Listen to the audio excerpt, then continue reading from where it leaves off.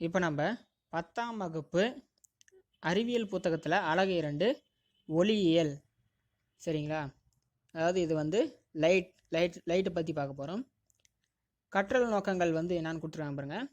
இப்பாடத்தை கற்ற பின் மாணவர்கள் பெரும் திறன்களான ஒளிவிலகல் விதிகளை கூற இயலும், ஒளியின் பண்புகளை பட்டியலிட முடியும், ஒளிச்சிதறலின் பல்வேறு வகைகளை விளக்க இயலும், குவிலென்ஸ் மற்றும் குழிலென்ஸ் உருவாக்கும் பிம்பங்களை புரிந்து கொள்ள இயலும், குவிலென்ஸ் மற்றும் குழிலென்ஸின் கதிர் படங்களை பகுத்தறிய முடியும், மனித கண் மற்றும் ஒளியியல் கருவிகளின் செயல்பாடுகளை புரிந்து கொள்ள இயலும், ஒளிவிலகல் சார்பான கணக்குகளை தீர்க்க இயலும். இப்போ இங்கே அறிமுகம் கொடுத்துறாங்க பாருங்க. ஒளி என்பது ஒரு வகை ஆற்றல். இது அலைவடிவில் பரவுகிறது. ஒளி செல்லும் பாதை ஒளிக்கதிர் என்றும் ஒளிக்கதிர்களின் தொகுப்பு ஒளிக்கற்றை என்றும் அழைக்கப்படுகிறது. ஒளியை வெளிவிடும் பொருட்கள் ஒளி மூலங்கள் எனப்படுகிறது. சில ஒளி மூலங்கள் தங்களுடைய சுய ஒளியை வெளியிடுகின்றன. இவை ஒளிரும் பொருட்கள் லுமினஸ் ஆப்ஜெக்ட்ஸ் என்று அழைக்கப்படுகிறது.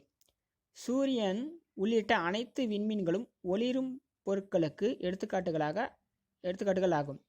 கண்களின் உதவியால் தான் நம்மால் பொருட்களை காண முடிகிறது என்பதை அறிந்திருப்பீர்கள். ஆனால் ஓர் இருள் நிறைந்த அறையில் உள்ள பொருட்களை கண்களால் காண முடிவதில்லை. ஏன் என்று விளக்க முடியுமா? ஆம், பொருட்களை காண நமக்கு ஒளி தேவை. ஒரு விளக்கில் இருந்து வரும் ஒளிக்கதிர்களை நேரடியாக நம் கண்களின் மீது விழ செய்வதால் பொருட்களை காண முடியுமா? நிச்சயமாக முடியாது. ஒளிக்கதிர்கள் பொருட்களின் மீது பட்டு அவற்றிலிருந்து எதிரொலிக்கப்பட்ட கதிர்கள் நம் கண்களை அடைந்தால்தான் பொருட்களை காண இயலும். ஒளி எதிரொலித்தல் மற்றும் ஒளி விலகல் குறித்து முந்தைய வகுப்பில் கற்றிருப்பீர்கள். இப்பாடத்தில் ஒளிச்சிதறல், குவிலென்ஸ் மற்றும் குழிலென்ஸ் உருவாக்கும் பிம்பங்கள், மனித கண், நுண்ணோக்கிகள் மற்றும் தொலைநோக்கிகள் போன்ற ஒளியியல் கருவிகள் குறித்து கற்க உள்ளோம். 2.1 ஒளியின் பண்புகள். முதலில் ஒளியின் பண்புகள் மற்றும் ஒளிவிலகல் ஆகியவற்றை நினைவு கூர்வோம். 1. ஒளி என்பது ஒரு வகை ஆற்றல். ஒளி எப்போதும் நேர்கோட்டில் செல்கிறது. 3. ஒளி பரவுவதற்கு ஊடகம் தேவையில்லை. வெற்றிடத்தின் வழியாக கூட ஒளிக்கதிர் செல்லும். 4. காற்றில் அல்லது வெற்றிடத்தில் ஒளியின் திசைவேகம் c 3 × 10⁸ மீட்டர் வினாடி -1. 5.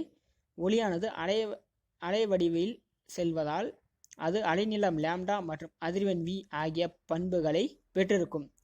இவை c v λ என்ற சமன்பாட்டின் மூலம் தொடர்புபடுத்தப்படுகிறது. 6. ஒளியின் வெவ்வேறு நிறங்கள் வெவ்வேறு அலைநீளங்களையும் அதிர்வெண்களையும் பெற்றிருக்கும். 7. கண்ணுறு ஒளியில் ஊதா நிறம் குறைந்த அலைநீளத்தையும் சிவப்பு நிறம் அதிக அலைநீளத்தையும் கொண்டிருக்கும். 8. ஒளியானது இருவேறு ஊடகங்களின் இடைமுகப்பு அடையும் போது அது பகுதியளவு எதிரொலிக்கும், பகுதியளவு விலகல் அடையும். 2.2 ஒளி விலகல். ஒளிக்கதிரொன்று ஓர் ஒளி புகும் ஊடகத்தில் இருந்து மற்றொரு ஒளி புகும் ஊடகத்திற்கு சாய்வாக செல்லும் போது ஒளிக்கதிர் தன் பாதையில் இருந்து விலகி செல்கிறது.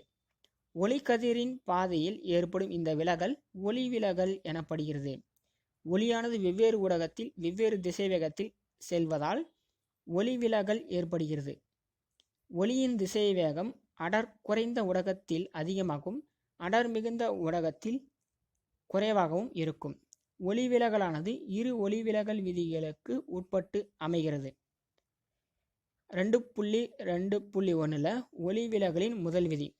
ஒளிக்கதிர் ஒரு ஊடகத்திலிருந்து மற்றொரு ஊடகத்திற்கு செல்லும் போது படுகதிர் விலகு கதிர் படுப்புள்ளியில் விலகல் அடையும் பரப்புக்கு செங்குத்தாக வரையப்படும் கோடு ஆகியவை ஒரே தளத்தில் அமைகின்றன. அடுத்தது 2.2 இரண்டாம் விதி. ஒளிக்கதிர் ஒரு ஊடகத்திலிருந்து மற்றொரு ஊடகத்திற்கு செல்லும் போது படுகோணத்தின் சைன் மதிப்பிற்கும் விலகு கோணத்தின் சைன் மதிப்பிற்கும் இடையே உள்ள தகவானது அவ்விரு ஊடகங்களின் ஒளிவிலகல் எண்களின் தகவிற்கு சமம். இவ்விதி ஸ்னெல் விதி என்றும் அழைக்கப்படுகிறது. அப்போ sin i / sin r μ2/μ1. ஒளிவிலகல் எண்ணானது ஓர் ஊடகத்தில் ஒளிக்கதிரின் திசைவேகம் எவ்வாறு இருக்கும் என்பதை தெரிவிக்கின்றது. காற்றில் அல்லது வெற்றிடத்தில் ஒளியின் திசைவேகத்திற்கும் c மற்றொரு ஊடகத்தில் ஒளியின் திசைவேகத்திற்கும் vக்கும் இடையே உள்ள தகவு ஒளிவிலகல் எண் μ என்றும் வரையறுக்கப்படுகிறது. μ c/v. ஒளியின் திசைவேகமானது ஒளிவிலகல் எண் அதிகமுள்ள ஊடகத்தில் குறைவாகவும் ஒளிவிலகல் எண் குறைவாக உள்ள ஊடகத்தில் அதிகமாகவும் அமையும். ஓர் ஒளிக்கதிரானது அடர் மிகு ஊடகத்தில் இருந்து அடர் குறைந்த ஊடகத்திற்கு செல்லும் போது விலகு கதிர் செங்குத்து கோட்டை விட்டு விலகிச் செல்லும்.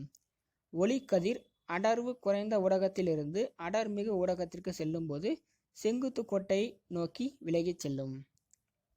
2.3 கூட்டொளியில் ஏற்படும் ஒளிவிலகல். சூரியன் இயற்கையில் அமைந்த ஒளி மூலம் என்று நாம் அறிந்திருக்கிறோம். ஓர் ஒளி மூலமானது ஒரே ஒரு நிறத்தை கொண்ட ஒளியை வெளியிடுமானால் அது ஒற்றை நிற ஒளி மூலம் எனப்படும். ஆனால் கூட்டொளி மூலங்கள் காம்பன்சேட் சோர்ஸ் அப்படிங்கிறது என்னன்னா பல்வேறு நிறங்களை உள்ளடக்கிய வெள்ளொளியை தருகின்றன. எனவே சூரிய ஒளியானது பல்வேறு நிறங்களை அல்லது அலை நீளங்களை கொண்ட கூட்டொளி ஆகும். கூட்டொளி மூலத்திற்கு மற்றொரு எடுத்துக்காட்டு பாதரச ஆவி விளக்கு ஆகும். வெள்ளொளியை ஒரு கண்ணாடி முப்பட்டகத்தின் வழியாக செலுத்தி வெளிவரும் ஒளிக்கதிர்களை உற்று நோக்கும் போது என்ன நிகழ்கிறது? வெள்ளொளி கற்றையானது கண்ணாடி நீர் போன்ற ஒளி புகும் ஊடகத்தில் ஒளிவிலகல் அடையும் போது அதில் உள்ள நிறங்கள் தனித்தனியாக பிரிகை அடைகின்றன. இந்நிகழ்வு நிறப்பிரிகை எனப்படும். நிறங்களின் தொகுப்பானது நிறமாலை என்று அழைக்கப்படுகிறது. நிறமாலையானது ஊதா, கருநீலம் அதாவது இண்டிகோ, நீலம், பச்சை, மஞ்சள், ஆரஞ்சு மற்றும் சிவப்பு ஆகிய நிறங்களை கொண்டுள்ளது. இந்நிறங்கள் விஜிஆர் என்று சுருக்க குறியீட்டின் மூலம் குறிப்பிடப்படுகிறது. வெள்ளொளியானது ஒளிப்புகு ஊடகத்தில் செல்லும் போது வெவ்வேறு நிறங்கள் ஏற்பட காரணம்தான் என்ன? வெள்ளொளியானது ஒளிப்புகும் ஊடகத்தில் செல்லும் போது வெவ்வேறு நிறங்கள் வெவ்வேறு கோண அளவுகளில் விலகல் அடைவதால் நிறப்பிறகை ஏற்பட்டு நிறமாலை தோன்றுகிறது. ஊடகத்தில் ஒளிக்கதிரின் விலகு கோணமானது நிறங்களை பொறுத்து மாறுபடுகிறது. கண்ணுறு ஒளியில் சிவப்பு நிறம் மிக குறைந்த விலகு கோணத்தையும் ஊதா நிறம் மிக அதிகமான விலகு கோணத்தையும் பெற்றுள்ளன. ஸ்னெல் விதிப்படி விலகு கோணமானது ஊடகத்தின் ஒளிவிலகல் எண்ணை சார்ந்து அமையும். வெவ்வேறு நிறங்களுக்கு ஊடகத்தின் ஒளிவிலகல் எண் வெவ்வேறாக இருக்கும். எனவே ஓர் ஊடகத்தின் ஒளிவிலகல் எண் ஒளிக்கதிரின் அலைநீளத்தை சார்ந்தது என அறியலாம். 2.4 ஒளிச்சிதறல். சூரிய ஒளி புவியின் வளிமண்டலத்தில் நுழையும் போது வளிமண்டலத்தில் உள்ள பல்வேறு வாயு அணுக்கள் மற்றும் மூலக்கூறுகளால் அனைத்து திசைகளிலும் விலகல் அடைய செய்கின்றது. இந்நிகழ்வு ஒளிச்சிதறல் எனப்படுகிறது. இந்நிகழ்வின் ஒளிக்கற்றையானது ஊடகத்தில் அதாவது காற்றில் உள்ள துகள்களுடன் இடைவினையில் ஈடுபடும் போது அவை அனைத்து திசைகளிலும் திருப்பி விடப்பட்டு சிதறல் நிகழ்கிறது. இடைவினையில் ஈடுபடும் துகள் சிதறலை உண்டாக்கும் துகள் ஸ்கேட்டரிங் எனப்படுகிறது.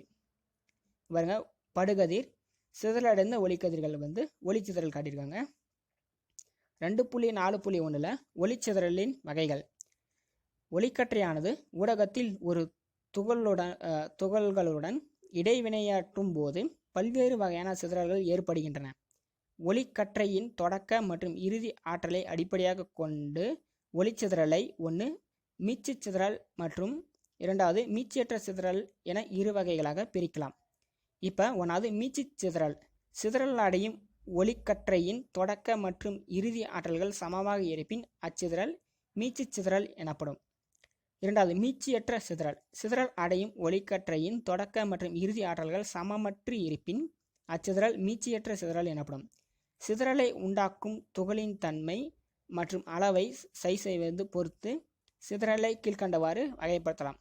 ராலே ஒளிச்சிதறல், மீ ஒளிச்சிதறல், டிண்டால் ஒளிச்சிதறல், ராமன் ஒளிச்சிதறல் இதெல்லாம் இதில் வரக்கூடியது.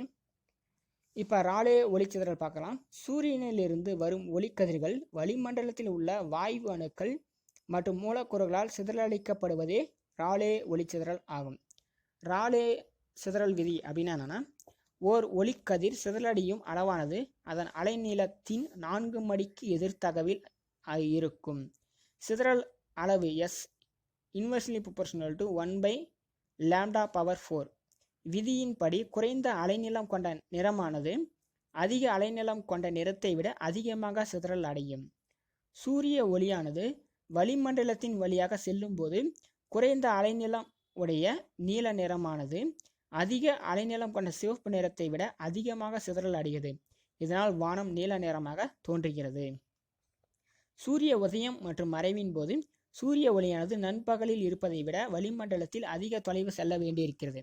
எனவே நீல நிற ஒளியானது முற்றிலுமாக சிதறலடைந்து சென்று விடுவதால் குறைவாக சிதறல் அடைந்த சிவப்பு நிற ஒளியே நம்மை அடைகிறது. எனவே சூரிய உதயம் மற்றும் மறைவின் போது சூரியன் சிவப்பாக காட்சியளிக்கிறது. மீ ஒளிச்சிதறல் மீ ஸ்கேட்டரிங்.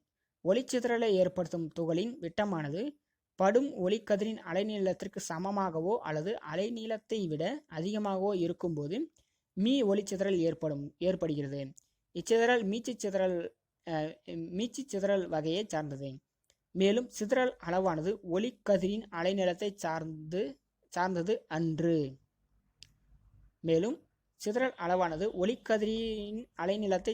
அன்றுன்னு கொடுத்துருக்காங்க. வளிமண்டலத்தின் கீழ் அடுக்கு பகுதியில் உள்ள தூசு, புகை, நீர்த்துளிகள் மற்றும் சில துகள்களால் மீ சிதறல் ஏற்படுகிறது. மேகக்கூட்டங்கள் வெண்மை நிறமாக காட்சியளிக்க மீ சிதறல் காரணமாக அமைகிறது. வெள்ளொளியானது மேகத்தில் உள்ள நீர்த்துளிகளின் மீது படும்போது அந்நீர்த்துளிகள் அனைத்து நிறங்களையும் சமமாக சிதறல் அடைய செய்கிறது. உங்களுக்கு தெரியுமா, மிக நுண்ணிய துகள்கள் மற்றொரு பொருளில் சம அளவில் விரவி இருப்பதை கூழ்மம் என்கிறோம். எடுத்துக்காட்டு பால், புகை, ஐஸ்கிரீம், கலங்கலான நீர், இதெல்லாம் அது எடுத்துக்காட்டு. அடுத்து, இதனால் சிதறல் அடைந்து அனைத்து நிறங்களும் ஒன்றாக சேர்ந்து வெண்மை நிறமாக மாறுகின்றன. அடுத்து, டின்டால் ஒளிச்சிதறல்.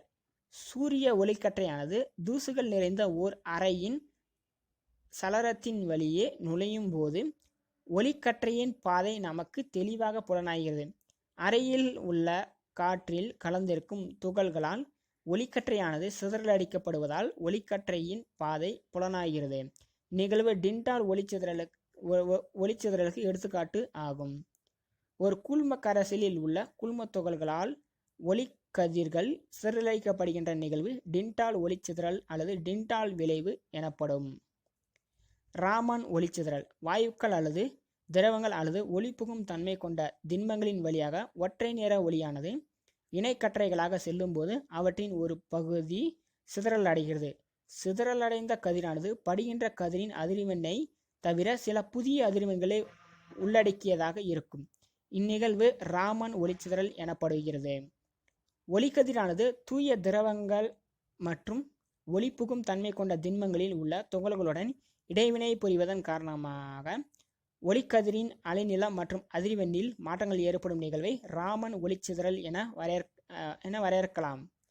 படுகதிரின் அதிர்வெண்ணுக்கு சமமான அதிர்வெண்ணை கொண்ட நிறமாலை வரிகள் ராலே வரிகள் என்றும், புதிய அதிர்வெண்களை கொண்ட நிறமாலை வரிகள் ராமன் வரிகள் என்றும் அழைக்கப்படுகின்றன. படுகதிரின் அதிர்வெண்ணை விட குறைவான அதிர்வெண் கொண்ட நிறமாலை வரிகளே ஸ்டோக் வரிகள் என்றும், படுகதிரின் அதிர்வெண்ணை விட அதிகமான அதிர்வெண்ணை கொண்ட நிறமாலை வரிகளை ஆன்டி ஸ்டோக் வரிகள் என்றும் அழைக்கின்றோம். ராமன் விளைவை பற்றி மேலும் விரிவாக உயர் வகுப்புகளில் கற்கலாம். 2.5 லென்சுகள். இரு பரப்புகளுக்கு இடைப்பட்ட ஒளிபுகும் தன்மை கொண்ட ஊடகம் லென்ஸ் எனப்படும்.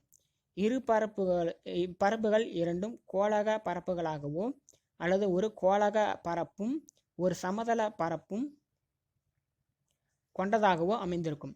பொதுவாக லென்சுகள் ஒரு குவி லென்ஸ் அல்லது 2 குழி லென்ஸ் என இரு வகைகளாக வகைப்படுத்தப்படுகின்றன.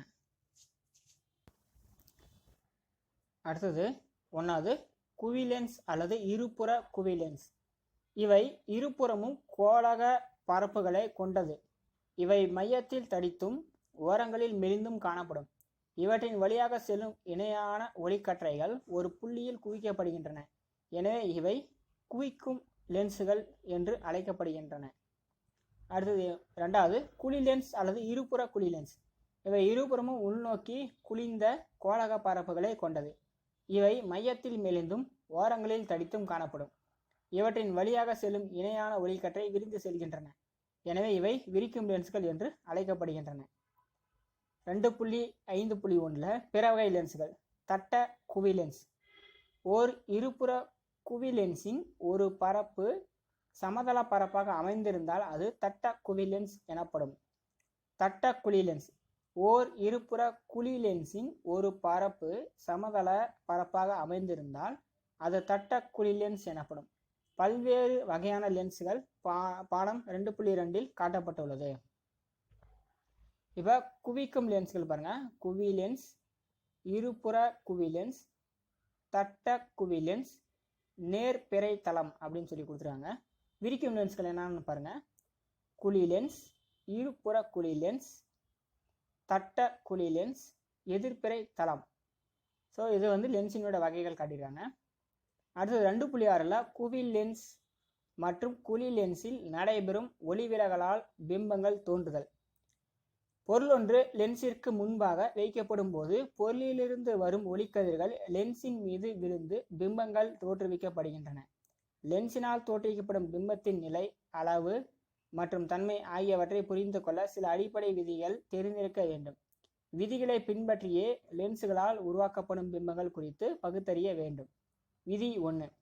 ஒளிக்கதிரானது ஒரு குவி லென்ஸ் அல்லது குழி லென்ஸின் ஒளியியல் மையத்தின் வழியாக செல்லும் போது விலகலடையாமல் அதே பாதையில் செல்கிறது. படம் வந்து 2.3 காட்டியிருக்காங்க பாருங்க. ஒளியியல் மையத்தின் வழியாக ஒளிக்கதிர் செல்லுதல். விதி 2. முதன்மை அச்சுக்கு இணையாக வரும் ஒளிக்கதிர்கள் குவி லென்ஸின் மீது படும்போது முதன்மை குவியத்தில் குவிக்கப்படும். குழி லென்ஸின் மீது படும்போது முதன்மை குவியத்திலிருந்து விலகலடைந்து செல்வது போல் தோன்றும். படம் 2.4 காட்டுறாங்க. ஒளியியல் அச்சுக்கு இணையாக ஒளிக்கதிர் செல்லுதல் அப்படின்னு காட்டிடுறாங்க. சரிங்களா? அதான் விதி 3. முதன்மை குவியம் வழியாக சென்று குழி லென்ஸின் மீது விழும் ஒளிக்கதிர்களும் முதன்மை குவியத்தை நோக்கி சென்று குழி லென்ஸின் மீது விழும் ஒளிக்கதிர்களும் விலகலடைந்து பிறகு முதன்மை அச்சுக்கு இணையாக செல்லும். படம் 2.5 காட்டியிருக்காங்க பாருங்க. சரிங்களா? 2.5 காட்டியிருக்காங்க. அதாவது முதன்மை குவியத்தின் வழியாக அல்லது முதன்மை குவியத்தை நோக்கி ஒளிக்கதிர் செல்லுதல். அடுத்து 2.7 குவி லென்ஸின் வழியாக ஒளி விலகல். வெவ்வேறு தொலைவுகளில் பொருள் வைக்கப்படும் போது குவி லென்ஸினால் உருவாக்கப்படும் பிம்பங்கள் குறித்து விரிவாக காண்போம். பொருள் ஈரிலா தொலைவில் வைக்கப்படும் போது முதன்மை குவியத்தில் மெய்பிம்பம் உருவாகிறது. பிம்பத்தின் அளவு பொருளின் அளவை விட பல மடங்கு சிறியதாக இருக்கும். இவ்வாறு காட்டியிருக்காங்க. பொருள் ஈரிலா தொலைவில் உள்ள பொழுது F1, F2, Mn காட்டியிருக்காங்க. F2 வந்து குவிக்கப்பட்டு 2F1, F1லேருந்து F2, 2F2 வரைக்கும் போயிருக்கு. பொருள் Cக்கு அப்பால் வைக்கப்படும் பொழுது, அதாவது கிரேட்டர் தென் 2Fக்கு, சரிங்களா, பொருளானது வளைவு மையத்திற்கு அப்பால் வைக்கப்படும் போது சிறிய தலைகீழான மெய்பிம்பமானது லென்ஸின் மறுபுறம் வளைவு மையத்திற்கும் முதன்மை குவியத்திற்கும் இடையே தோன்றுகிறது. படம் 2.7 காட்டியிருப்பாங்க. அதாவது 2F1, F1லேருந்து F2 to F2க்கு இந்த இடைப்பட்டதில் A டேஷ் B டேஷ் இருக்கு பாருங்க. அந்த இடத்துல வந்து படுது. இந்த பக்கம் A டேஷ் இருக்குது. ஸோ அந்த இதுக்கு இடைப்பட்ட தொலை வந்து F. சரிங்களா? அதாவது பொருள் Cக்கு அப்பால் உள்ள பொழுது அப்படிங்கிறது படத்தில் காட்டியிருக்காங்க. அடுத்தது பொருள் Cயில் வைக்கப்படும் போது பொருள் ஒன்று குவி லென்ஸின் வளைவு மையத்தில் வைக்கப்படும் போது அதே அளவிலான தலைகீழான மெய்பிம்பம் லென்ஸின் மற்றொரு பக்கத்தின் வளைவு மையத்தில் கிடைக்கிறது. படம் 2.8 காட்டிடுறாங்க. அதாவது 2F1, F2, அதே 2F1, F2, 2F2 காட்டிடுறாங்க. அதில் F2லேயே பாருங்கள் A டேஷ் B டேஷ் இருக்குது, அதே AB இருக்குது. சரிங்களா? அதுதான் காட்டியிருக்காங்க.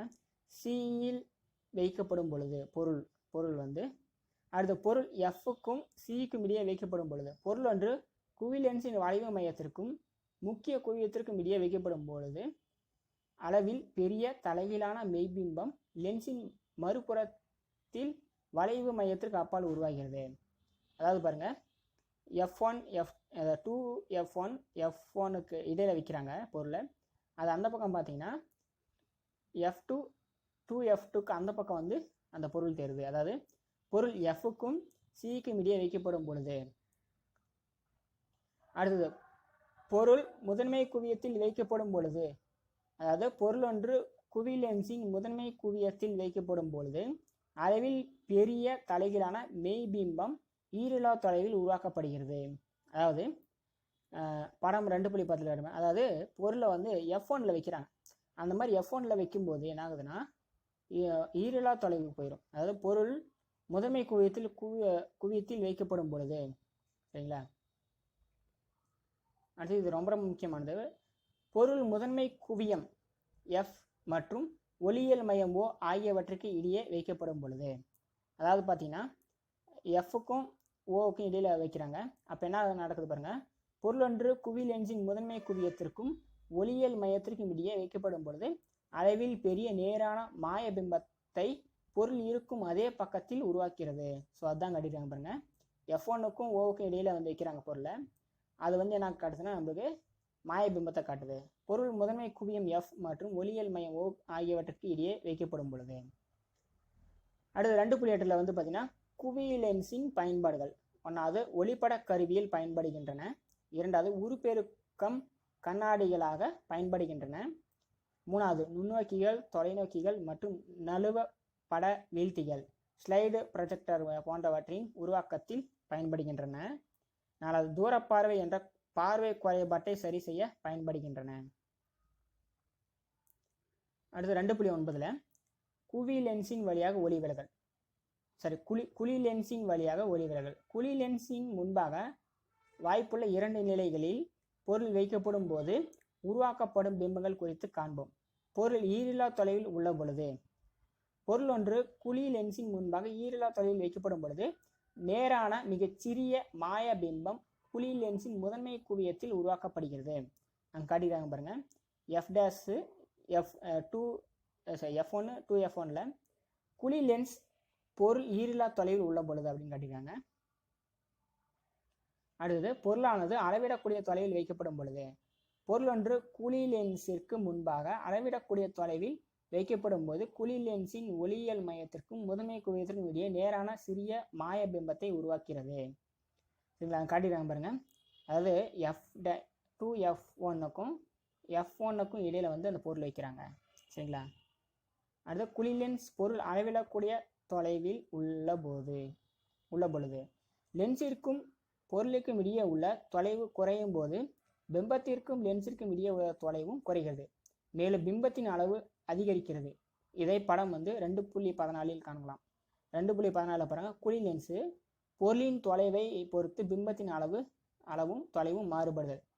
அதாவது 1 2 3 4 5 வைக்கிறாங்க. அது பார்த்தீங்கன்னா தூரத்தை பொறுத்து வந்து தூரமாக வச்சா சின்னதாகவும் பக்கத்தில் வர வர அதோட உயரம் வந்து அதோட அளவு வந்து அதிகமாகவும் போகுது. சரிங்களா? அந்த மாதிரி இருக்குது.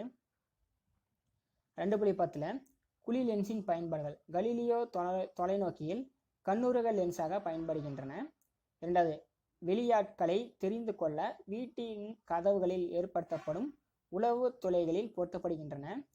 மூணாவது கிட்ட பார்வை என்னும் பார்வை குறைபாட்டை சரி செய்ய பயன்படுகின்றன. 2.11ல் லென்ஸ் சமன்பாடு. கோளக ஆடிகளின் ஆடி சமன்பாட்டை போலவே கோளக லென்ஸுகளுக்கு லென்ஸ் சமன்பாடு உருவாக்கப்பட்டிருக்கிறது. இச்சமன்பாடு பொருளின் தொலைவு U, பிம்பத்தின் தொலைவு V மற்றும் குவிய தொலைவு F ஆகியவற்றை தொடர்புபடுத்துகிறது. லென்ஸ் சமன்பாடு = 1/F = 1/V - 1/U என குறிக்கப்படுகிறது. அடுத்தது இது குவிலென்ஸ் மற்றும் குழிலென்ஸ் ஆகியவற்றிற்கு பொதுவானது. லென்ஸ் தொடர்பான கணக்குகளுக்கு விடை காண முற்படும் போது பயன்படுத்தப்படும் அளவுகளுக்கான தகுந்த குறியீட்டெண்ணை மிகுந்த கவனத்துடன் கையாள வேண்டும். 2.12ல் குறியீடு மரபு. லென்ஸ்களின் கதிர் வரைபடங்களில் பல்வேறு தொலைவுகளை அளவிடுவதற்கு கார்ட்டீசியன் குறியீட்டு மரபு பயன்படுத்தப்படுகிறது. குறியீட்டு மரபுபடி 1. பொருள் எப்போதும் லென்ஸிற்கு இடப்பக்கம் வைக்கப்பட வேண்டும். 2. அனைத்து லென்ஸுகளும் ஒளியியல் மையத்திலிருந்து அளக்கப்பட வேண்டும். 3. படுகதிரின் திசையில் மேற்கொள்ளப்படும் அளவீடுகளை நேர்குறியாக கொள்ள வேண்டும். 4. படுகதிரின் திசைக்கு எதிர் திசையில் மேற்கொள்ளப்படும் அளவீடுகளை எதிர்குறியாக கொள்ள வேண்டும். 5. முதன்மை அச்சுக்கு செங்குத்தாக மேல் நோக்கி அளக்கப்படும் அளவுகளை நேர்குறியாக கொள்ள வேண்டும். 6. முதன்மை அச்சுக்கு செங்குத்தாக கீழ் நோக்கி அளக்கப்படும் அளவுகளை எதிர்குறியாக கொள்ள வேண்டும். அடுத்தது 2.13 லென்ஸின் உருப்பெருக்கம். கோளக ஆடிகளைப் போலவே கோளக லென்ஸுகளும் உருப்பெருக்கம் செய்கின்றன. பிம்பத்தின் உயரத்திற்கும் பொருளின் உயரத்திற்கும் இடையே உள்ள தகவு உருப்பெருக்கம் எனப்படுகிறது. உருப்பெருக்கம் m என்ற எழுத்தால் குறிக்கப்படுகிறது. பொருளின் உயரத்தை h எனவும் பிம்பத்தின் உயரத்தை h' எனவும் கொண்டால் m பிம்பத்தின் உயரம் பொருளின் உயரம் h'/h.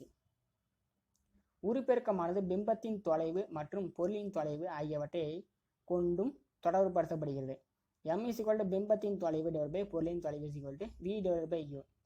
உருப்பெருக்கத்தின் மதிப்பு 1ஐ விட அதிகமாக இருந்தால் பொருளை விட பெரிய பிம்பமும் 1ஐ விட குறைவாக இருந்தால் பொருளை விட சிறிய பிம்பமும் கிடைக்கும். அடுத்தது 2.14 லென்ஸை உருவாக்குவோர் சமன்பாடு. சரிங்களா? அனைத்து லென்ஸுகளும் ஒளி புகும் ஊடகங்களால் உருவாக்கப்படுகின்றன. இந்த ஊடகங்கள் வேறுபட்ட ஒளிவிலகல் எண்களை கொண்டவை. லென்ஸை உருவாக்கும் ஒருவர் லென்ஸின் வளைவு ஆரம் மற்றும் ஒளிவிலகல் எண் குறித்து அறிந்திருக்க வேண்டும். லென்ஸ் சமன்பாடானது குவிய தொலைவு, பொருள் மற்றும் பிம்பத்தின் தொலைவு ஆகியவற்றை மட்டுமே தொடர்புபடுத்துவதால் லென்ஸின் வளைவு ஆரம், ஒளிவிலகல் எண் மற்றும் குவிய தொலைவு ஆகியவற்றை தொடர்புபடுத்தும் சமன்பாடு ஒன்று தேவைப்படுகிறது. இத்தேவையை நிறைவேற்றுவதற்காக லென்ஸை உருவாக்குவோர் சமன்பாடு லென்ஸ் மேக்கர் ஃபார்முலா உருவாக்கப்பட்டது. சமன்பாடு படி 1/f = μ-1 × 1/r - 1/r2. இங்கு μ என்பது லென்ஸ் செய்ய பயன்படுத்தப்பட்ட பொருளின் ஒளிவிலகல் எண், r1 r2 என்பவை லென்ஸின் இரு கோளக பரப்புகளின் வளைவு ஆரங்கள், f என்பது குவிய தொலைவு ஆகும். உங்களுக்கு தெரியுமா? லென்ஸ் சமன்பாடு மற்றும் லென்ஸை உருவாக்குவோர் சமன்பாடு ஆகியவை மெல்லிய லென்ஸ்களுக்கு மட்டுமே பொருந்தக்கூடியவை. தடிமனான லென்ஸ்களுக்கு இவ்விரு சமன்பாடுகளிலும் சிறிய மாற்றங்கள் செய்து பயன்படுத்தப்படுகின்றன.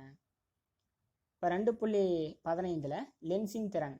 ஓர் ஒளிக்கதிர் லென்ஸின் மீது படும்போது அக்கதிரானது குவிக்கப்படும் அல்லது விரிக்கப்படும் அளவானது லென்ஸின் குவிய தொலைவை பொறுத்தது.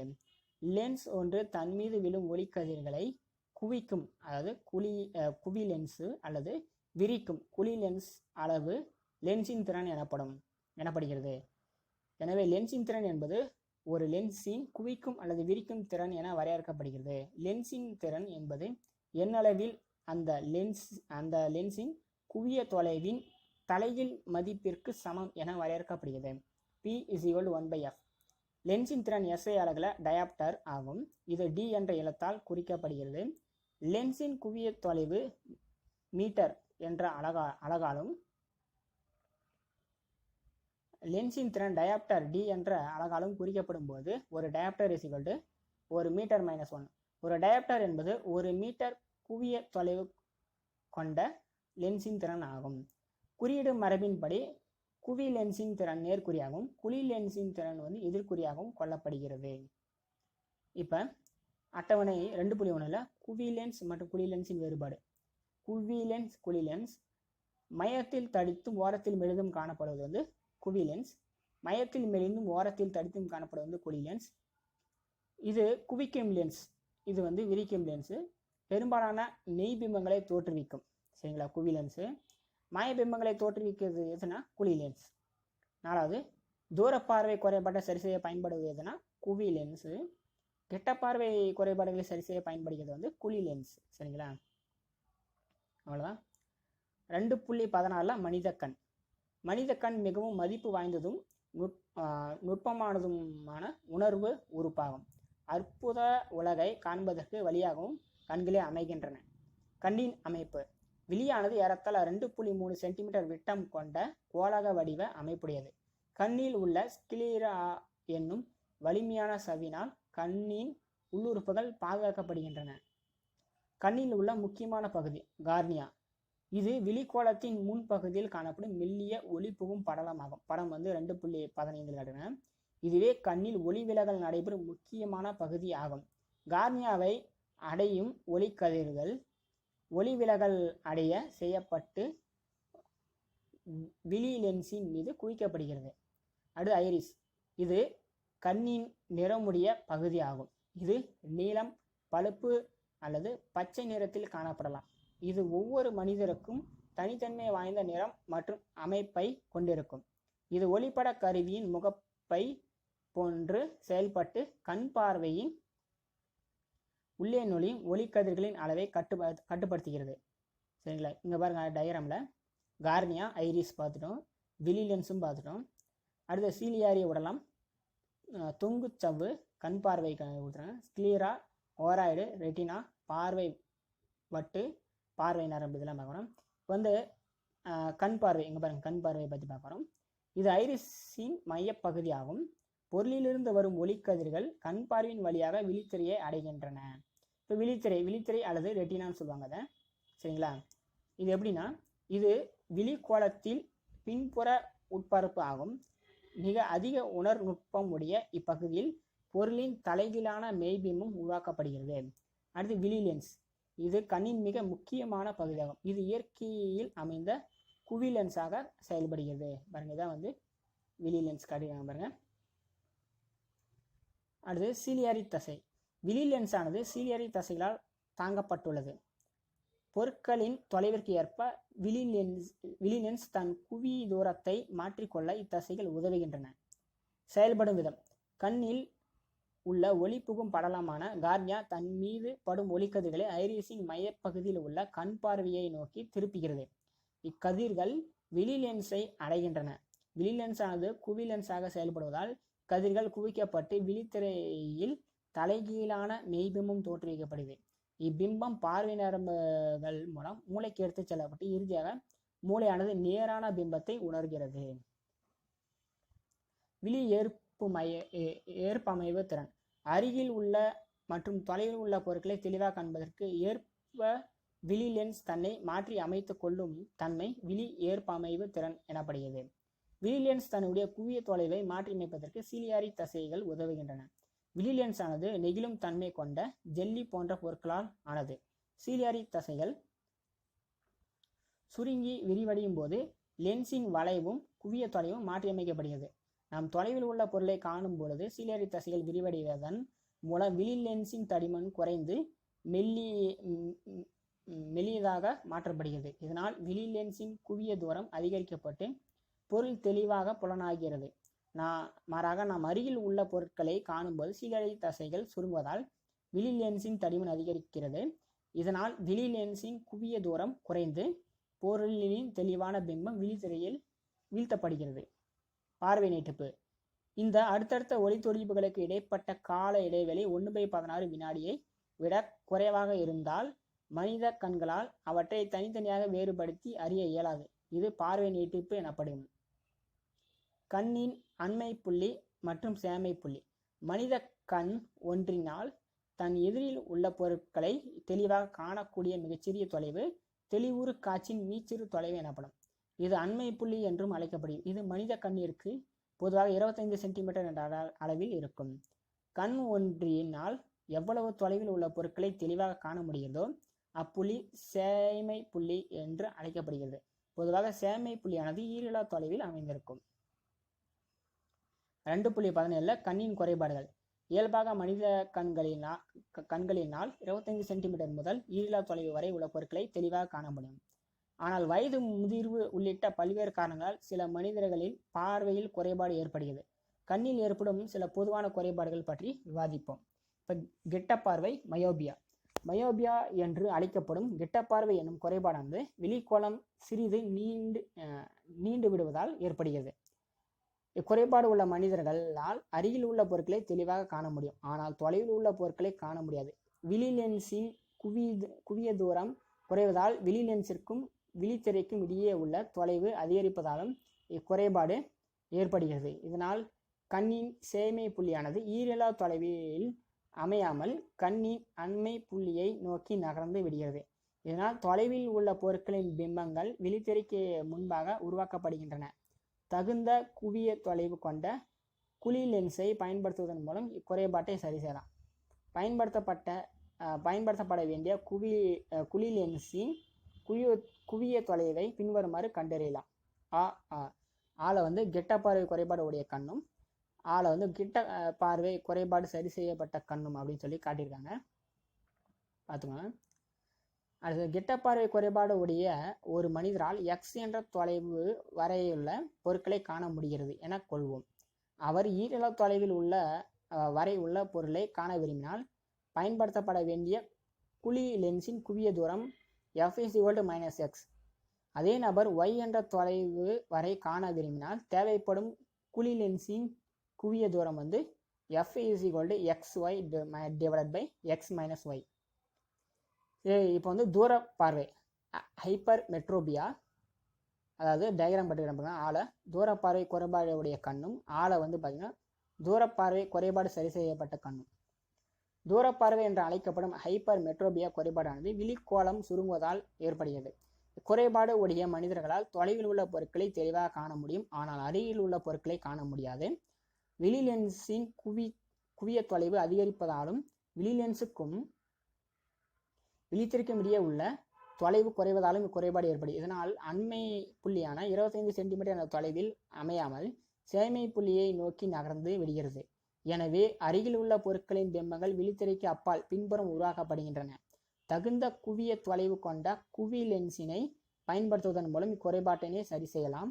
பயன்படுத்தப்பட வேண்டிய குவி லென்ஸின் குவிய தொலைவை பின்வரும் முறையில் கண்டறியலாம். தூரப்பார்வை குறைபாடு உடைய ஒரு மனிதரால் D என்ற தொலைவிற்கு அப்பால் உள்ள பொருட்களை மட்டுமே காண முடியாது என கொள்வோம். அவர் Dக்கு குறைவாக உள்ள D என்ற தொலைவில் அமைந்த பொருட்களை காண விரும்பினால் பயன்படுத்தப்பட வேண்டிய குவி லென்ஸின் குவிய தூரம் f=D/d விழி ஏற்பமைவு திறன் குறைபாடு பிரசோபியா அப்படின்னு சொல்லுவாங்க, பிரசபையான்னு சொல்லுவாங்க. மனிதரில் ஏற்படும் வயது முதிர்வு காரணமாக சீரியரி தசைகள் வலுவிழக்கின்றன. மேலும் விழி லென்ஸ் தன் நெகிழ்வுத்தன்மையை இழக்கிறது. இதனால் விழியின் ஏற்பமைவு திறனில் குறைபாடு ஏற்படுகிறது. இக்குறைபாடு உடைய சில வயது முதிர்ந்த பெரியவர்களால் அருகில் உள்ள பொருட்களை தெளிவாக காண முடியாது. எனவே இக்குறைபாடு வயது முதிர்வு தூரப்பார்வை என்றும் அழைக்கப்படுகிறது. சில மனிதர்கள் ஒரே நேரத்தில் கெட்ட பார்வை மற்றும் தூரப்பார்வை ஆகிய பார்வை குறைபாடுகளால் பாதிக்கப்படலாம். இக்குறைபாடானது இரு குவி லென்ஸுகள் பைஃபேக்கல் லென்சஸ் மூலம் சரி செய்யப்படுகிறது.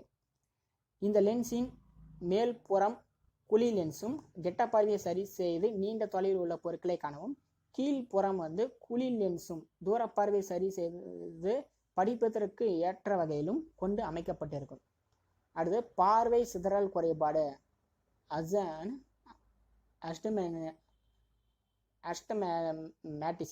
அஸ்டிக்மேட்டிசம் சொல்லுவாங்க. இக்குறைபாடு உடைய கண்களால் இணையான மற்றும் கிடைமட்ட கோடுகளை தெளிவாக காண இயலாது. இக்குறைபாடு மரபு ரீதியாகவோ அல்லது கண்ணில் ஏற்படும் பாதிப்புகளாலோ தோன்றலாம். விழி லென்ஸில் ஏற்படும் கண்புரை கார்னியாவில் உருவாகும் புண்கள், விழியின் மேற்பரப்புகளில் உண்டாகும் காயங்கள் போன்றவற்றால் விழி லென்ஸில் ஏற்படும் ஒழுங்கற்ற தன்மையால் இக்குறைபாடு ஏற்படுகிறது. உருளை செல்கள் சிலிண்ட்ரிக்கல் லென்சஸ் மூலம் இக்குறைபாட்டை சரி செய்யலாம். 2.18 நுண்ணோக்கிகள். நுண்ணோக்கிகள் என்பவை மிக நுண்ணிய பொருட்களை காண உதவும் ஒளியியல் கருவியாகும். இவை எளிய நுண்ணோக்கிகள் மற்றும் கூட்டு நுண்ணோக்கிகள் என்று வகைப்படுத்தப்படுகின்றன. எளிய நுண்ணோக்கியை பற்றி பார்க்கலாம். குறைந்த குவிய தொலைவு கொண்ட குவி லென்ஸானது எளிய நுண்ணோக்கியாக செயல்படுகிறது. குவி லென்ஸை கண்களுக்கு அருகில் வைத்து பொருட்களை பார்க்கும் பொழுது பொருட்களின் பெரிதாக்கப்பட்ட மாய பிம்பம் தோற்றுவிக்கப்படுகிறது. எளிய நுண்ணோக்கியில் பிம்பம் உருவாகுதல் காட்டியிருக்காங்க பாருங்க. அதாவது எஃப்க்கும் ஓவுக்கும் இடையில் வந்து காட்டியிருக்காங்க. ஏபி என்ற பொருளை குவி லென்ஸின் முக்கிய குவியத்திற்குள் U<f வைத்து லென்ஸின் மறுபுறத்தின் வழியாக பொருளை காண வேண்டும்.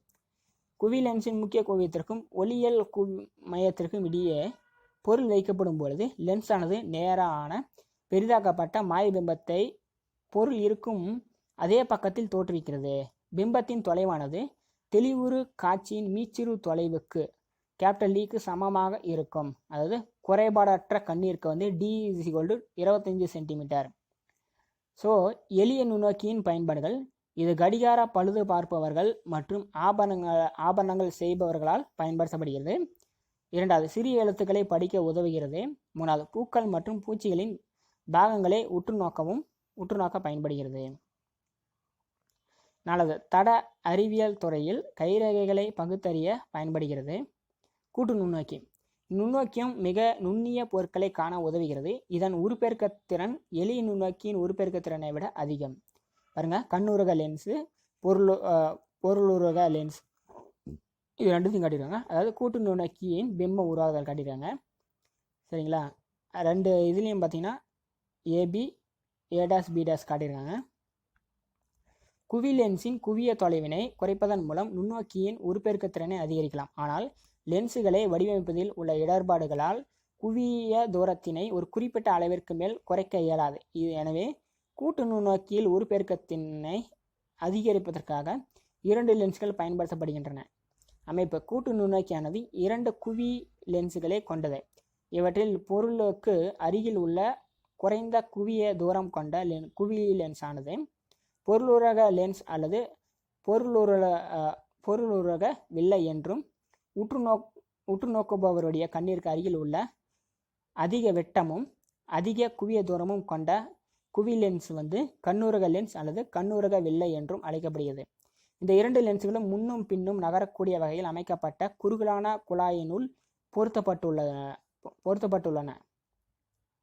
செயல்படும் விதம். பொருள் AB ஆனது பொருளுரக லென்ஸின் குவிய தூரத்தை விட சற்று கூடுதலான தொலைவில் வைக்கப்படுகிறது. பொருளுரக லென்ஸின் மறுபுறத்தில் பெரிய தலையிலான மெய்பிம்பம் தோற்றுவிக்கப்படுகிறது. இந்த பிம்பமானது கண்ணுரக லென்ஸிற்கு பொருளாக செயல்படுகிறது. மேலும் இப்பிம்பமானது A', B' என்ற கண்ணுரக லென்ஸின் முதன்மை குவியத்துக்குள் அமையுமாறு கண்ணுரக லென்ஸ் சரி செய்யப்படுகிறது. கண்ணுரக லென்ஸ் அளவில் பெரிய நேரான மாயபிம்பத்தை A', B' பொருள் இருக்கும் அதே பக்கத்தில் தோற்றுவிக்கிறது.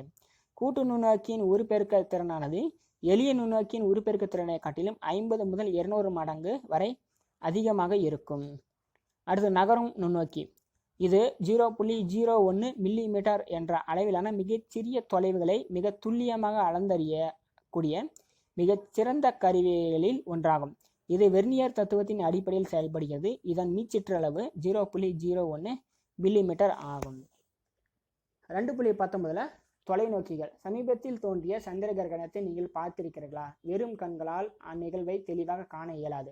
வெகு தொலைவில் உள்ள பொருட்களை நாம் தெளிவாக காண தொலைநோக்கிகள் உதவுகின்றன. தொலைவில் உள்ள பொருட்களை காண உதவும் ஒளியியல் கருவிகள் தொலைநோக்கிகள் எனப்படுகின்றன. 1608 ஜோகன் லிபரர்செட் என்பவரால் முதலில் தொலைநோக்கி உருவாக்கப்பட்டது. விண்மீன்களை உற்று நோக்குவதற்காக கலீலியோ ஒரு தொலைநோக்கியை உருவாக்கினார். அவர் கண்ணாடிகள் செய்யும் கடைக்காரர் ஒருவரின் கடையில் வைக்கப்பட்டிருந்த லென்ஸின் வழியாக தொலைவில் உள்ள கால நிலை காட்டியின் பெரிதாக்கப்பட்ட பிம்பத்தை கண்டார். இதை அடிப்படையாக கொண்டு தொலைநோக்கியை உருவாக்கினார். இத்தொலைநோக்கி மூலம் வியாழன் கோளையும் சனி கோளையும் சுற்றியுள்ள வளையங்களையும் ஆராய்ந்தார். கெப்லர் என்ற இயற்பியலாளர் 1611 ஒரு தொலைநோக்கியை உருவாக்கினார். இது அடிப்படையில் தற்கால வானியல் தொலைநோக்கியை ஒத்திருந்தது. தொலைநோக்கியின் வகைகள். ஒளியியல் பண்புகளை அடிப்படையாக கொண்டு தொலைநோக்கிகள். 1. ஒளிவிலகல் தொலைநோக்கிகள். 2. ஒளி எதிரொலிப்பு தொலைநோக்கிகள் என 2 வகைகளாக வகைப்படுத்தப்படுகின்றன. ஒளிவிலகல் தொலைநோக்கிகளில் லென்ஸுகள் பயன்படுத்தப்படுகின்றன. கலீலியோ தொலைநோக்கி, கெப்லர் தொலைநோக்கி, நிறமற்ற ஒளி விளக்கிகள், ஆர்கனமெட்டிக்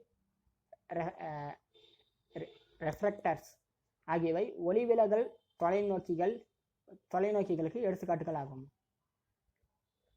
அடுத்து ஒளி எதிரொலிப்பு தொலைநோக்கிகளில் கோளக ஆடிகள் பயன்படுத்தப்படுகின்றன. கிரிகேரியன், நியூட்டன், கேஸ்கிரைன் தொலைநோக்கிகள் போன்றவை ஒளி எதிரொலிப்பு தொலைநோக்கிகளுக்கு எடுத்துக்காட்டுகள் ஆகும். தொலைநோக்கிகளை பயன்படுத்தி காணக்கூடிய பொருட்களை அடிப்படையாக கொண்ட தொலைநோக்கிகள் என்னென்னா, ஒன்று வானியல் தொலைநோக்கிகள், ரெண்டாவது நிலப்பரப்பு தொலைநோக்கிகள் என இரு பெரும் பிரிவுகளாக பிரிக்கப்பட்டுள்ளன. வானியல் தொலைநோக்கிகள் வந்து ஆஸ்ட்ரோனாமிக்கல் டெலஸ்கோப். இவை வான்பொருட்களான கோள்கள், விண்மீன்கள், விண்மீன் திரள், துணைக்கோள்கள் போன்றவற்றை காண பயன்படுகின்றன. நிலப்பரப்பு தொலைநோக்கிகள் வந்து டெரஸ்ட்ரியல் டெலஸ்கோப்னு சொல்லுவாங்க. வானியல் தொலைநோக்கிகளில் கிடைக்கும் இறுதி பிம்பமான தலைகீழ் பிம்பமாக இருக்கும்.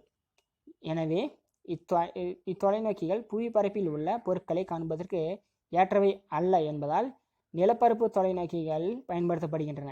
நேரான இறுதி பிம்பத்தை உருவாக்குவது மட்டுமே வானியல் தொலைநோக்கிகளுக்கும் நிலப்பரப்பு தொலைநோக்கிகளுக்கும் இடையே உள்ள முக்கிய வேறுபாடு. தொலைநோக்கிகளின் நன்மைகள். கோள்கள், விண்மீன்கள், விண்மீன் திரள்கள் குறித்து விரிவான பார்வையை தருகிறது.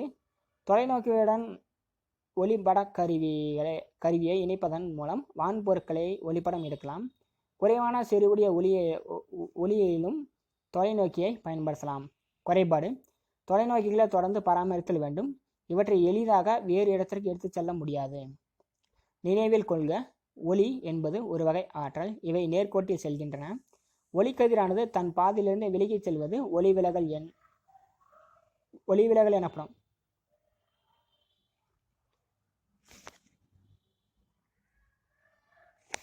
அடுத்தது வந்து வெற்றிடத்தில் ஒளியின் திசைவேகத்திற்கும் ஊடகத்தில் ஒளியின் திசைவேகத்திற்கும் இடையே உள்ள தகவு ஊடகத்தின் ஒளிவிலகல் எண் மியூ எனப்படும்.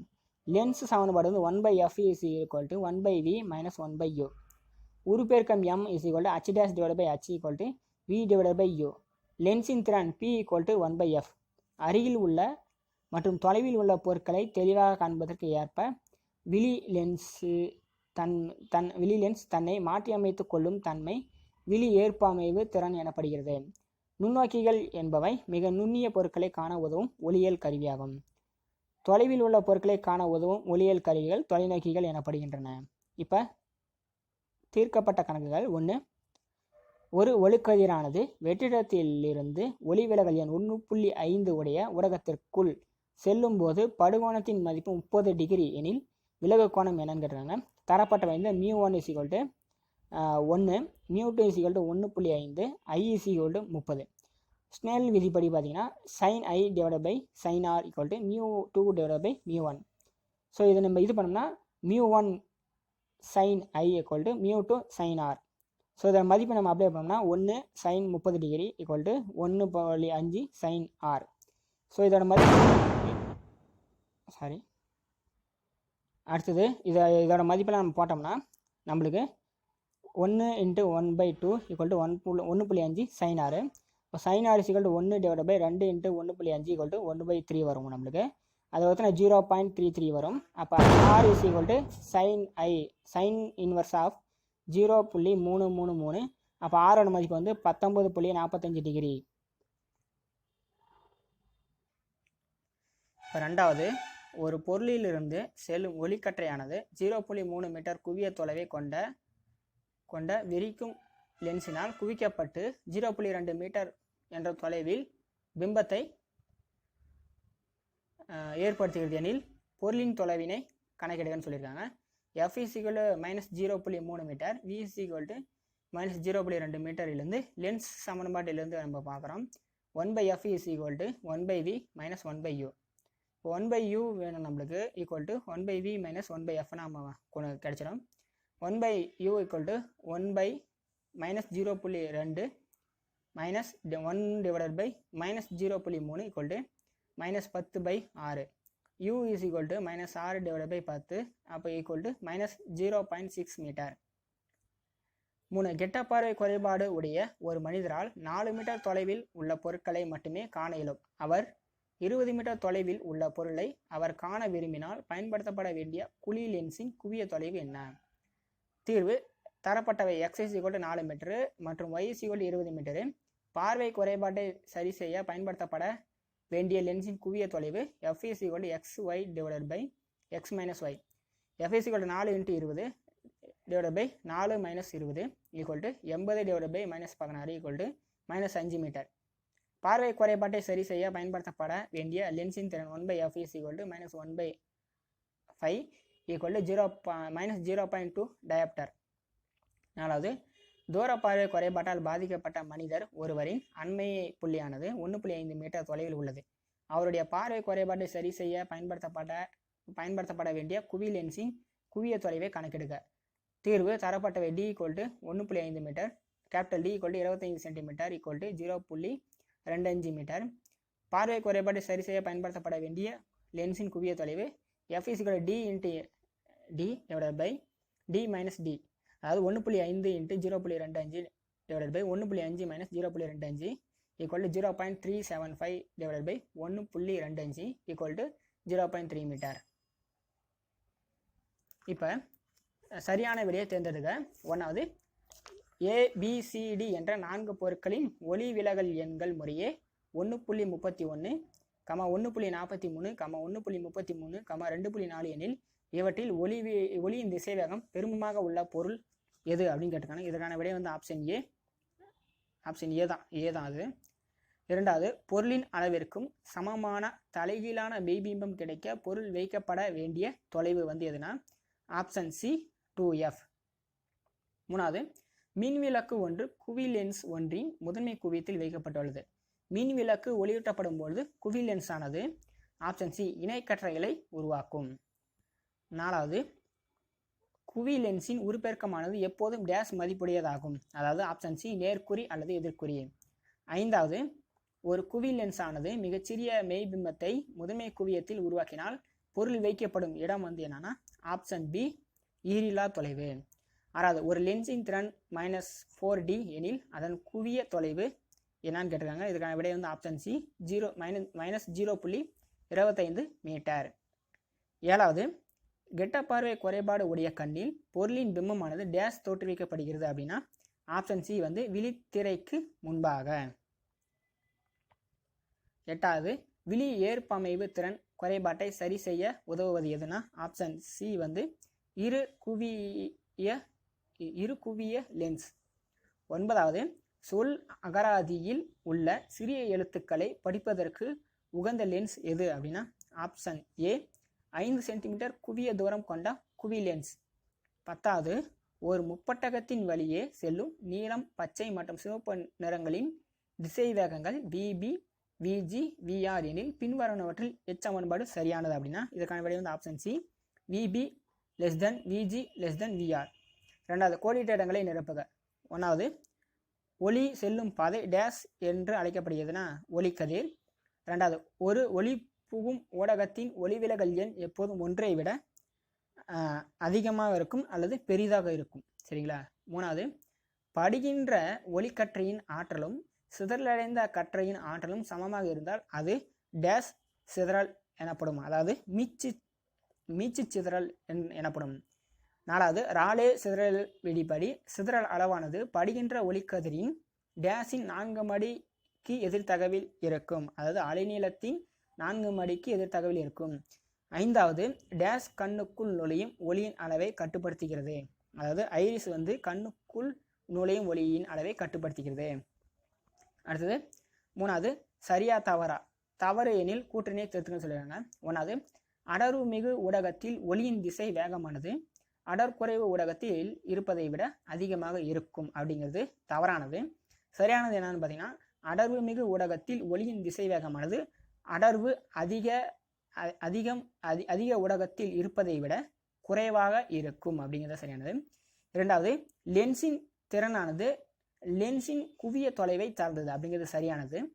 3வது, விழி லென்ஸின் குவிக்கும் திறன் அதிகரிப்பதால் தூரப்பார்வை ஏற்படுகிறது, அதாவது இது வந்து தவறானது. அதாவது விழி லென்ஸின் குவிக்கும் திறன் அதிகரிப்பதால் கெட்ட பார்வை ஏற்படுகிறது அப்படிங்கிறது சரியானது.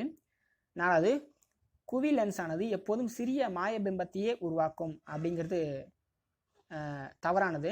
அதாவது குவி லென்ஸ் ஆனது எப்போதும் சிறிய மாயபிம்பத்தையே உருவாக்காது இல்லைன்னா வேற ஏதாவது சிறிய மெய்பிம்பம் அப்படி கூட வரலாம், அது பார்த்துக்கோங்க தெளிவாக. அடுத்த பொறுத்துக்களை ரெட்டினானா விழித்திரை, கண் பார்வை அப்படின்னா கண்ணில் ஒளி கதிர் செல்லும் பாதை. சீலியாரி தசைகள் அப்படின்னா விழி ஏற்பமைவு திறனும். கெட்டப்பார்வை. ஸோ கெட்டப்பார்வை அப்படின்னா சேய்மை புள்ளி விழியை நோக்கி நகர்தல். தூரப்பார்வை அப்படின்னா அண்மை புள்ளி விழியை விட்டு விலகிச் செல்லுதல். அடுத்தது 5வது பின்வரும் வினாக்களில் கூற்றும் அதை எடுத்து காரணமும் கொடுக்கப்பட்டுள்ள பின்வருவற்றில் எது சரியான தெரிவோ அதை தேர்வு செய்யன்னு சொல்லியிருக்காங்க. இப்போ 1வது பாருங்க, கூற்று ஊடகத்தின் ஒளிவிலகல் எண் அதிகமாக இருந்தால், அதாவது அடர்மிகு ஊடகம்னு சொல்லுவாங்க, அந்த ஊடகத்தில் ஒளியின் திசைவேகம் குறைவாக இருக்கும் அப்படிங்கிறது சரியானது. காரணம் ஊடகத்தின் ஒளிவிலகல் எண் ஒளியின் திசைவேகத்திற்கு எதிர்த்தகவில் இருக்கும் அப்படிங்கிறது சரியானது. இதற்கான விடை வந்து ஆப்ஷன் ஆ, அதாவது ஏன்னு சொல்லுவாங்க. கூற்று மற்றும் காரணம் ஆகிய இரண்டும் சரி, மேலும் காரணம் கூற்றுக்கு சரியான விளக்கம். 2வது கேள்வி பாருங்க, கூற்று விழி லென்ஸின் குவிக்கும் திறன் அதிகரிப்பதால் கிட்டப்பார்வை என்னும் பார்வை குறைபாடு தோன்றுகிறது. காரணம் குழி லென்ஸை பயன்படுத்தி கிட்டப்பார்வை குறைபாட்டை சரி செய்யலாம். சரிங்களா, இதுவும் சரியானது. இது வந்து இதுக்கான விடை வந்து ஆப்ஷன் ஏ, கூற்று மற்றும் காரணம் ஆகிய இரண்டும் சரி, மேலும் காரணம் கூற்றுக்கு சரியான விளக்கம். ஸோ அவ்வளோ இதெல்லாம் முடிஞ்சு லென்ஸ் இது முடிஞ்சு. இப்போ இந்த கருத்து வரைபடம் பார்க்கலாம். ஒளியியலில் பார்த்தீங்கன்னா ஒளி விலகல், நிறப்பிறகை, ஒளிச்சிதறல், ஒளியியல் கருவிகள் அப்படின்னு சொல்லிட்டு 4ஆக பிரிச்சுக்காங்க. ஒளி விலகல்னா ஒளிவிலகல் விதிகளும், நிறப்பிறகைகள் எதுவும் இல்லை. ஒளிச்சிதறலில் பார்த்தீங்கன்னா ராலே சிதறல், மீ சிதறல், டின்டால் சிதறல், ராமன் சிதறல்லாம் இருக்குது. அடுத்து ஒளியியல் கருவிகளில் பார்த்தீங்கன்னா மனித கண், நுண்ணோக்கி, தொலைநோக்கி.